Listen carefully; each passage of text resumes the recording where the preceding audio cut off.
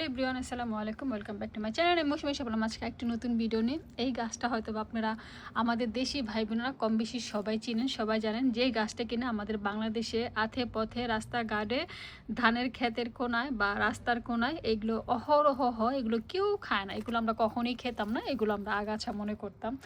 But আপনারা জানেন কি এই গাছটা আমি কোত্থেকে এনেছি? এই গাছটা আমি মরক্কোতে গিয়েছিলাম, সে মরক্কো থেকে বিচি এনেছিলাম। আর আন্তালিয়াতে তুর্কি আন্তালিয়াতে গিয়েছিলাম, সেখান থেকেও বিচি এনেছিলাম, তাও রাস্তা থেকে টুকিয়ে এনেছিলাম। এনে পর আমি লাগিয়েছিলাম, পর আমার কয়েকটা গাছ লাস্ট ইয়ার হয়েছে। একটা বিচি কীভাবে জানি এখানে পড়েছিল, তো সেই বিচি থেকে মনে হয় এই গাছটা আমার এবার শীতের সময়, এটা একটা নাগা মরিচ, বোম্বে মরিচ গাছ, এটা আমার ঘরে ছিল, তো গাছটা মারা গেছে। তো সাথে গাছটা হয়েছে পর আমি আর করিনি, উঠাই নাই। তো এখন কি করব, গাছটাকে না আমি উঠাই ফেলবো, কারণ উঠাইয়া এটার মধ্যে আমি এখন লাউ বিচি লাগাবো। এই গাছটা যদি আমি আর আগে উঠাই ফেলতাম, উঠায় যদি লাগাই দিতাম একটা টপের মধ্যে, তাহলে খুব ভালো হতো। আমি আসলে ভুল করে ফেলছি।